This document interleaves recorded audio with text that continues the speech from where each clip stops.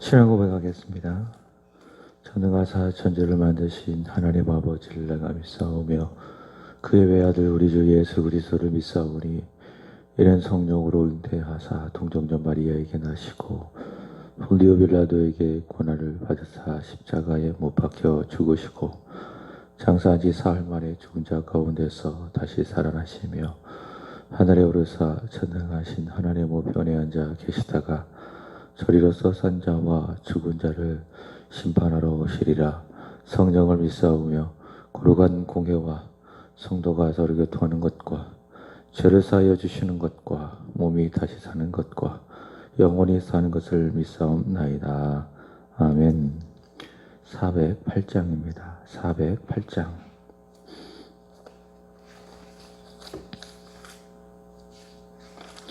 나 어느 곳에 있든지 늘 마음이 편하다.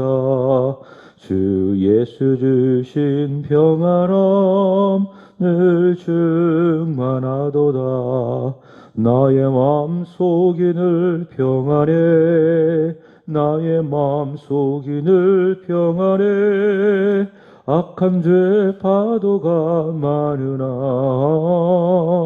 마음이 늘 평안해.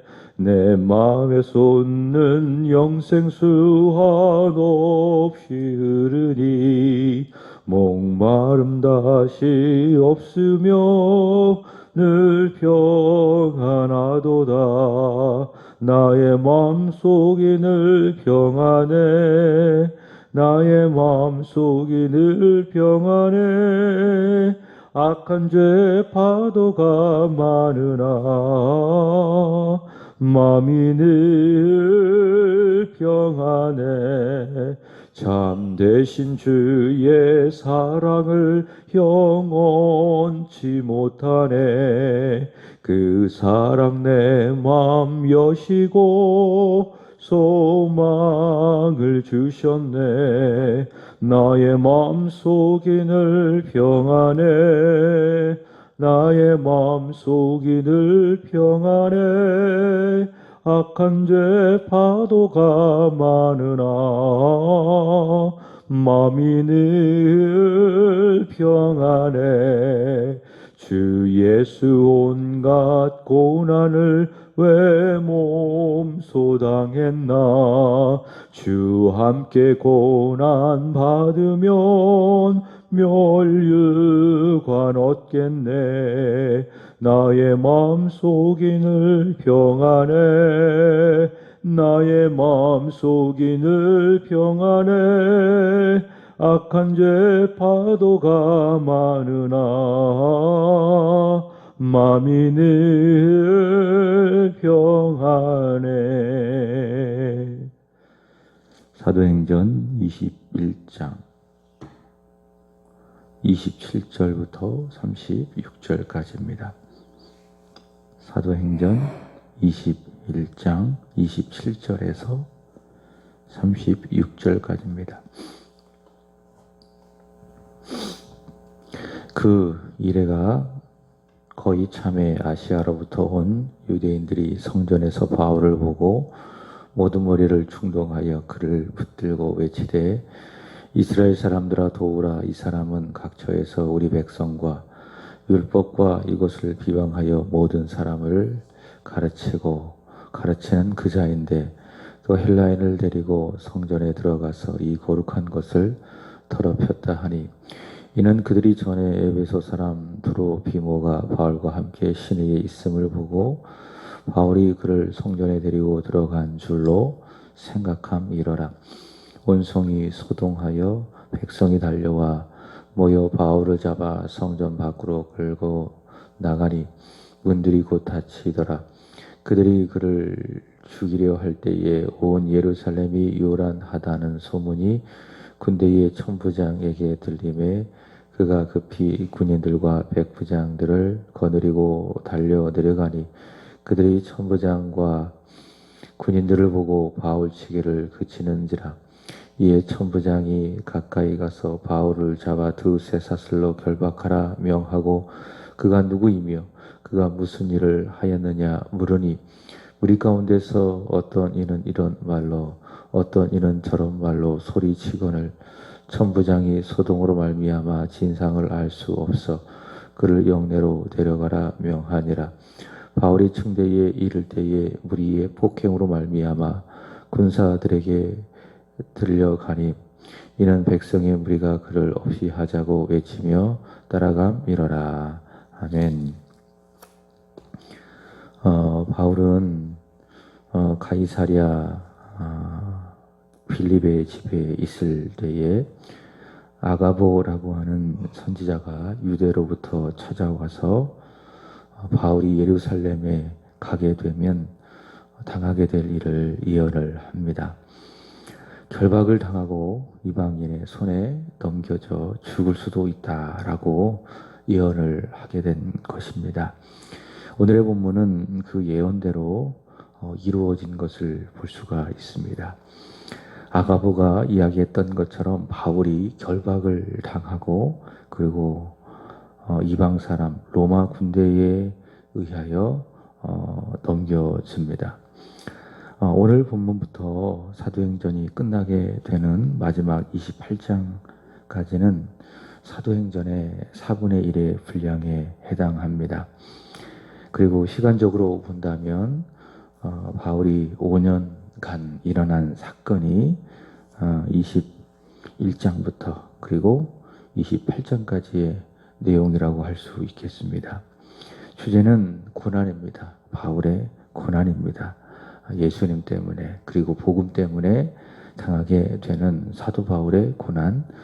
그래서 21장 27절부터 23장 22절까지는 바울이 예루살렘에서 받는 고난에 대해서, 그리고 24장부터 26장까지는 예루살렘에서 이 가이사랴로 옮겨지게 되는데 거기서 받게 되는 고난, 가이사랴에서의 고난, 그리고 마지막 27장부터 마지막 장 28장까지는 바울이 로마로 끌려가죠. 그래서 그가 2차 전도 여행을 거의 마치며 그가 가졌던 비전이 무엇입니까? 내가 이후에 로마도 후하여 하리라 라고 하는 그 비전이 이루어진 순간, 그래서 로마에서 그가 받는 고난, 예수님을 위해서 살아가고 또 복음을 전하는 그 길은 결코 넓은 길로 가는 것이 아니고 순탄하지도 않습니다. 바울을 통해서 본다면 그가 예수님을 만나고 그리고 1차, 2차, 3차, 3번에 걸쳐서 복음을 전하는 그 길을 통해서 확인했지만, 그런 바울의 모습을 통해서 보았지만 많은 고난이 있는 것을 볼 수가 있습니다. 그가 예수를 믿고 난 다음 그가 복음을 전하다 이후에 순교하기까지 그는 끄림없는 고난의 길을 걸었고 또 고난의 삶을 산 것을 볼 수가 있습니다. 예수님께서도 말씀을 하셨죠. 마태복음 7장 14절의 말씀을 보시면 예수님을 따라가는 그 길로 들어서는 문은 매우 좁다. 그리고 길이 매우 협착하여 좁은 문으로 가는 것이다. 찾는 사람이 거의 없다. 이렇게 말씀을 하셨습니다. 그리고 마태복음 16장에 보시면 그래서 예수님께서는 아무든지 나를 따라오려거든 자기를 부인하고 자기의 십자가를 지고 나를 따를 것이니라. 그렇게 말씀을 하셨습니다. 그러니까 우리가 예수를 믿고 그 이후에 우리의 인생은 결코 세상적으로 보면 순탄하지 않다라고 하는 것이죠. 좁은 문으로 들어가고 또 좁은 길로 가야만 하는, 자신을 부인하고 또 십자가를 져야만 하는 그런 어려움과 또 고난의 길이다라고 하는 것입니다. 그것은 예수님을 통해서, 예수님의 삶을 통해서 확인할 수 있고, 또 사도행전에 기록되어진 바울의 이 복음을 위한 삶을 통해서 보면 너무나도 명확해집니다. 사도 바울은 사도행전 14장 22절에서 말하기를 우리가 하나님 나라에 들어가기까지 많은 환난을 당하여야 할 것이니라. 그렇게 이야기를 했고, 그 말처럼 사도 바울은 정말 많은 고난을, 많은 환난을 받게 되는 것입니다. 어제 우리가 확인을 했습니다. 바울은 장로들의 제안을 따라서 순수하게 오직 복음의 전파를 위해서, 유대인들의 구원을 위해서 마치 자기 자신이 율법을 잘 지키는 유대인이 되는 것을 볼 수가 있습니다. 예수님 말씀처럼 지혜로운 것이죠. 뱀과 같이 지혜롭고, 그러나 마음은 비둘기처럼 순수합니다. 주님을 향한, 그리고 복음을 향한 그 마음은 변함이 없는 것입니다. 그렇게 장로들의 제안을 따라서 유대인의 결례를 지켰습니다. 1회 동안, 7일 동안 그 규례를 잘 지켰는데, 오늘 본문의 말씀을 보시면 예상치 못한 그런 일들이 벌어집니다. 27절 보시면 아시아에서 온 유대인들, 아마 이들은 사도 바울이 복음을 전하는 1차, 2차 이 전도 여행을 통해서 복음을 전했던 그 가운데에 바울의 사역을 전면으로 나서서 방해했던 그 유대인들이라고 할 수 있겠지요. 사람들을 선동을 해서 자신들도 믿지 않을 뿐만이 아니라 또 사람들도 믿지 못하게 하는 그런 아주 악한 그런 생각을 갖고 바울의 사역을 방해했던 그런 유대인들이라고 할 수 있습니다. 근데 이들이 예루살렘으로 온 이 바울을 아주 집요하게 추적을 해서 예루살렘까지 따라와서 바울을 공격하는 겁니다. 성전에 있는 바울을 보고 아주 잘하는 특기죠. 무리를 어떻게 해서 무리를 충동해서 바울을 붙잡고 27절, 28절 외치며 말하기를, 이스라엘 사람들아 도우라.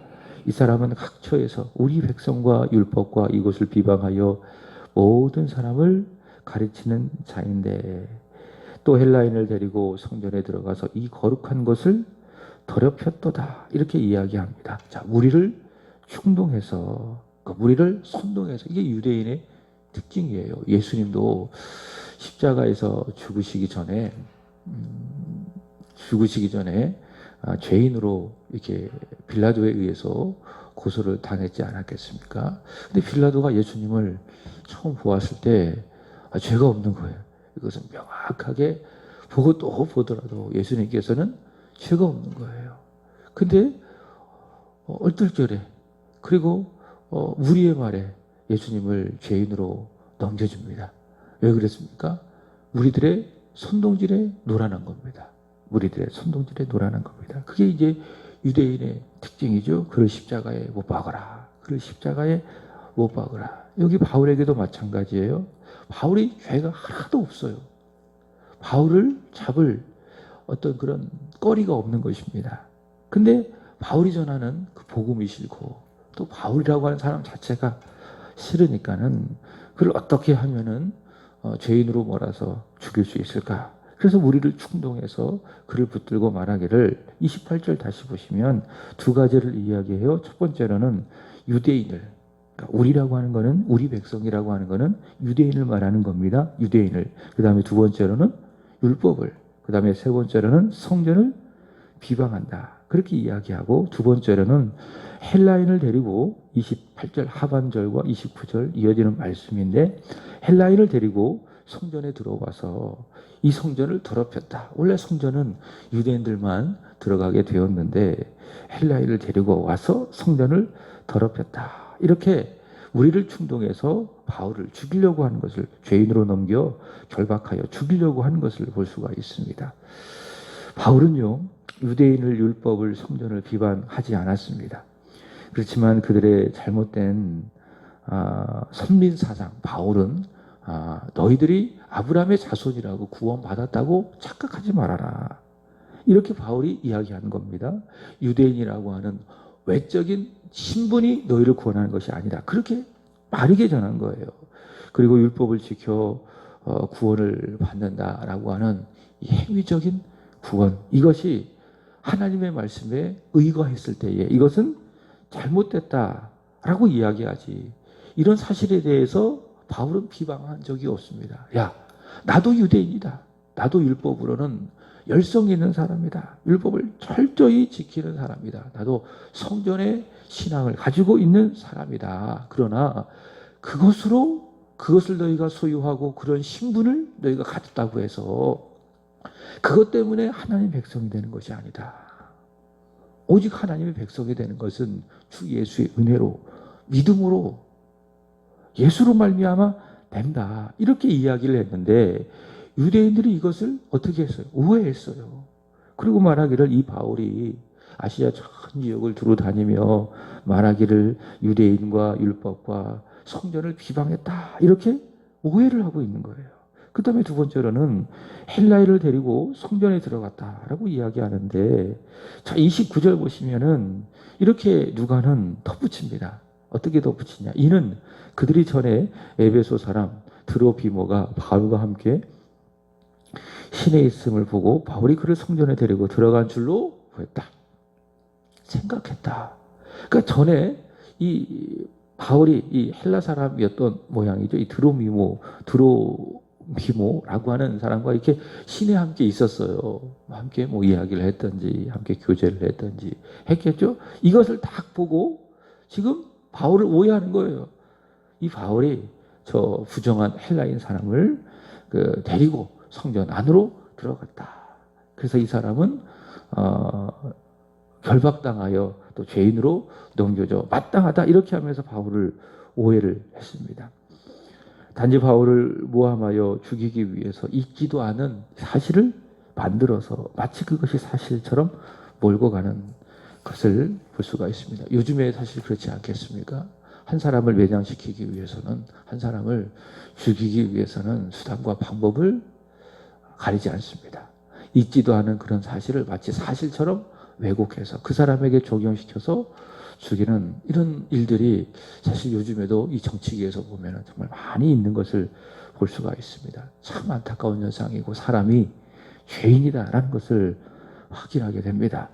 이런 오해, 이런 억측, 이런 유대인들의 억측과 오해, 바울을 향한 찰스 스윈돌이라고 하는 목회자, 신학자가 이런 유대인의 억측과 오해에 대하여 이렇게 이야기했습니다. 특별히 오해는 증명되어진 객관적인 사실보다 그릇된 가정을 내세우려고 하고 이성보다는 변동이 심한 감정에 의존하여 우리의 상상력을 그릇된 방향으로 몰고 간다. 그러니까 어떤 이성적인 판단보다는 그 시시각각 변하는 감정의 근거에서 오해를 하고 어떤 객관적인 팩트, 이 사실보다는 자신이 그럴 거야 라고 하는 이 잘못된 가정으로 우겨대면서 상대방을 오해하는 것, 잘못 생각하는 것, 그게 뭐라고요? 그것이 바로 오해다 라고 하는 겁니다. 이게 유대인들이 바울을 향하여 가지고 있는 잘못된 생각, 오해라고 하는 거예요. 자, 흥미로운 사실이 있습니다. 이런 바울을 향한 유대인의 오해는요, 예수님을 만나기 전에 바울이 가졌던 그 오해였다는 거예요. 똑같은 오해였어요. 그러니까 주님을 만나기 전에 바울도 이런 오해를 했어요. 언제 오해를 했느냐? 사도행전 6장에 보시면은 스데반을 죽일 때에, 죽인 것을 통과할 때에 고소했던 그런 내용과 같다는 거예요. 사도행전 6장 11절부터 14절 말씀 보시면 스데반은요, 바울처럼 똑같이 복음을 전했어요. 그리고 예수를 전했어요. 그런 구약의 역사를 쭉 훑어가면서 이 구약 역사의 성취가 바로 예수를 통해서 이루어졌다. 이렇게 그들이 믿고 그들이 자부심으로 여기는 구약의 역사를 통해서 예수를 복음을 전했을 뿐인데, 사도행전 6장 11절 보시면 뭐라고 유대인들이 오해를 했느냐? 스데반이 모세와 하나님을 모독했다. 이렇게 이제 오해를 하게 되는 겁니다. 자, 근데 그런 복음을 전했던 스데반의 이 죽음에 앞장섰던 사람, 그것을 합당하게 여겼던 사람이 누굽니까? 사울. 그러니까 예수를 믿기 전에 사울, 바울이었습니다. 바울. 그가 그렇게 오해를 했었어요. 자, 근데 스데반이 그렇게 오해를 받고 죽음을 당하지 않았겠습니까? 근데 이 죽음이 실패된 것이 아니라 그 죽음을 통해서 바울이 주님을 만나고 복음을 전하는 자가 되었어 하는 겁니다. 스데반의 죽음은 절대로 실패가 아니었습니다. 바울이 그것을 통해서 예수를 만나게 됐지요. 지금 마찬가지입니다. 바울, 유대인들의 그 억측으로 잘못된 생각으로 오해를 받고 있지만은 그의 마음에 확신이 있는 거예요. 자신은 이제 복음을 전하는 박해자가 아니라 복음에 의해서 오해받는 복음을 전하는 자가 되었습니다. 그래서 그의 마음 가운데 있는 확신은 스데반의 모습이 떠올랐겠죠. 제 상상입니다. 맞는지? 그러나 이런 어떤 성경적인 흐름을 본다면 자신도 똑같이 스데반과 같이 오해를 받고 있는 거예요. 스데반의 모습이 떠올랐겠죠. 스데반이 그렇게 복음을 전하다가 마치 실패한 것 같지만은 죽었지만은 그러나 그 이후에 복음이 확산이 되어지고 자신도 예수를 만나고 이런 과정을 마음속에 쭉 오버랩하면서 비록 내가 이렇게 유대인들의 오해를 받고 그들의 선동에 의해서 내가 이런 어려움을 당하고 있지만은 그러나 하나님은 그것까지도 선용하셔서 스데반의 죽음처럼 복음을 전하는 기회로 만들어 가실 것이다 라고 하는 그 마음에 확신을 갖게 되는 거예요. 그런 어려움 속에서 유대인들의 오해 속에서도. 그래서 바울은 이해할 수 없는 오해를 받아도 마음속에 여유가 있어요. 두려워하지 않는 겁니다. 걱정하지 않는 것입니다.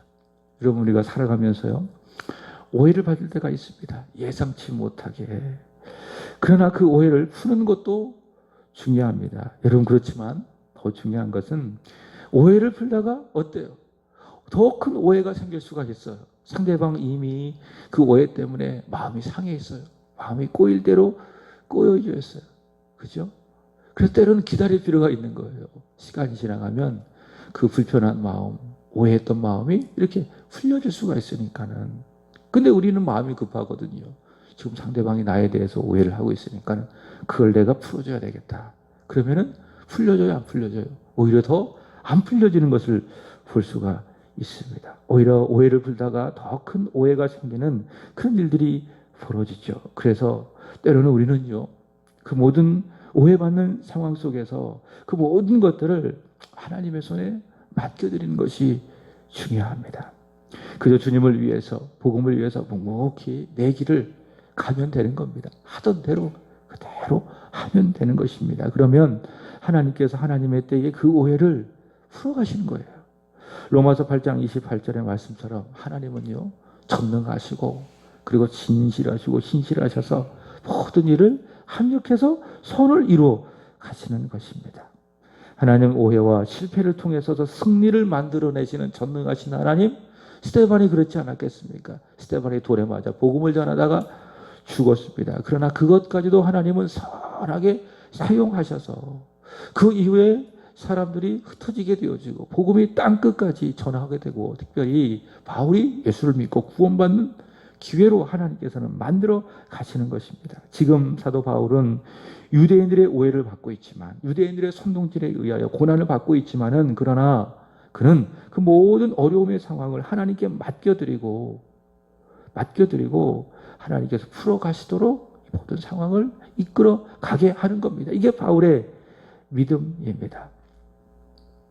30절부터 36절까지 말씀을 보시면 이제 아가보 선지자의 예언대로 바울은요 그대로 되는 거예요. 네가 결박을 당하고 이방인들의 손에 넘겨질 것이다. 아가보의 예언이 그대로 이루어집니다. 하나님은요 말씀하시면은 그 말씀대로 이루어 가시는 겁니다. 말씀대로 이루어 가시는 신실하신 하나님. 그래서 하나님은 하나님이신 겁니다.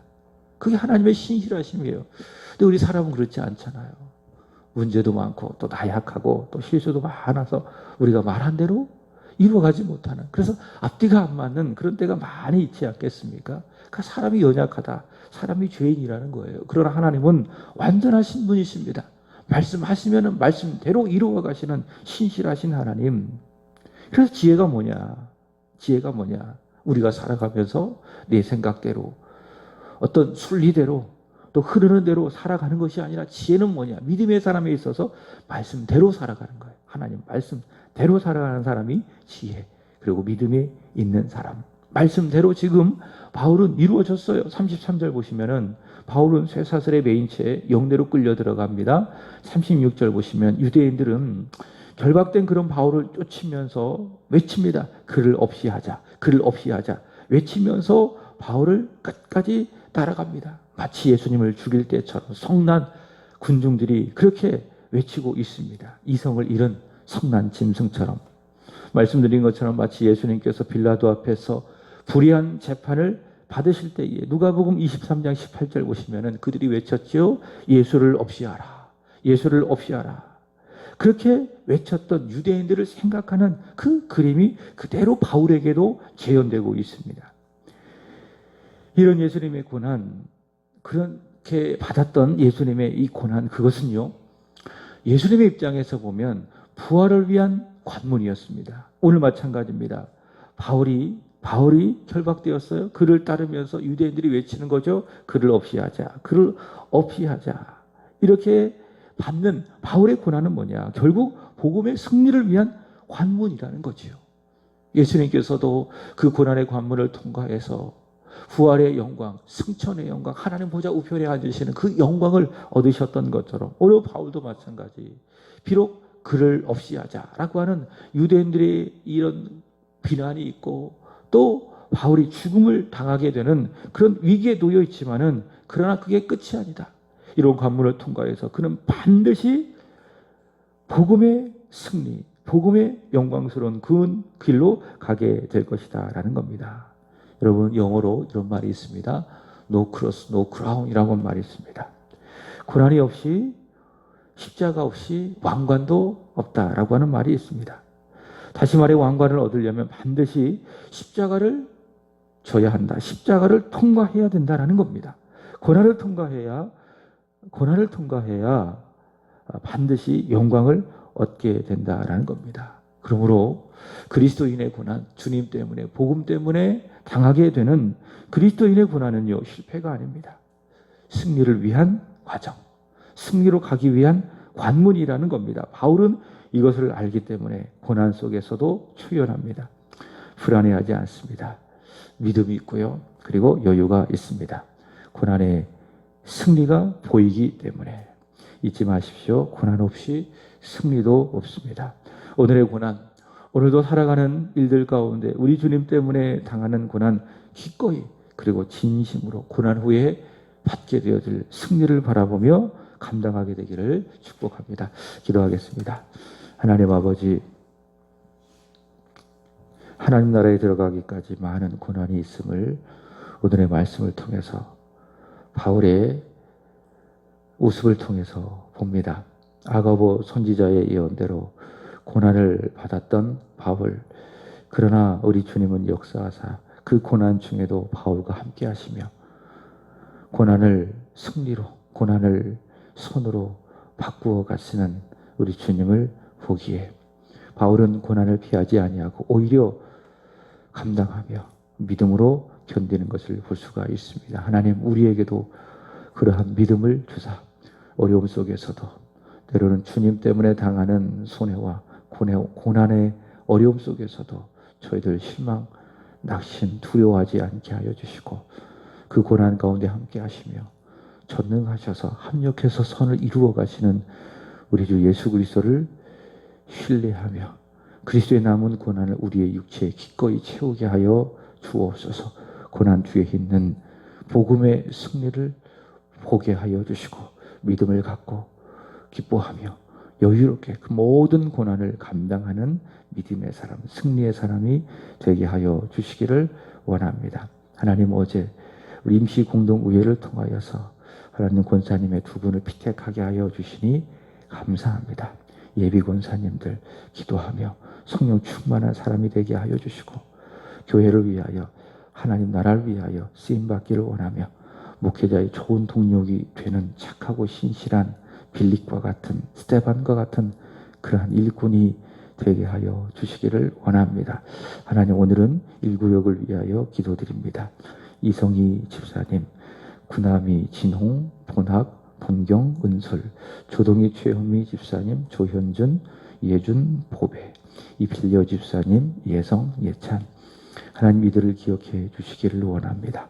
시편 1편의 말씀처럼 악한 자리에서 떠나게 하여 주시고 여호와의 말씀을 즐거워하며 그 말씀을 주야로 묵상하며 지켜 행하는 복을 받는 복의 사람 되게 하여 주시옵소서. 특별히 어린 자녀들 지혜롭게 하여 주시고 명철 있게 하여 주셔서 하나님과 사람 앞에서 사랑받는 사람 되게 하시고 특별히 많은 사람들에게 받은 하나님의 사랑을 증거하는 예수를 전하는 예수의 사람, 축복의 사람으로 장차 살아가게 하여 주시옵소서. 오늘도 이 새벽을 깨고 주 앞에 나와 기도하는 한 분 한 분 심령 가운데에 성령으로 기름을 부어주셔서 우리의 마음을 우리의 입술을 주장하여 주셔서 우리 주님이 들으시는 합당한 기도를 드릴 수 있도록 도와주시고 우리의 기도가 하나님의 때에 최고의 좋은 곳으로 응답되게 하여 주시옵소서. 감사하며 구주 예수 그리스도의 이름으로 기도하옵나이다. 아멘. 하늘에 계신 우리 아버지요, 이름이 거룩히 여김을 받으시오며 나라의 임하옵시며 뜻이 하늘에서 이루어진 것 같이 땅에서도 이루어지리라. 오늘날 우리에게 일용할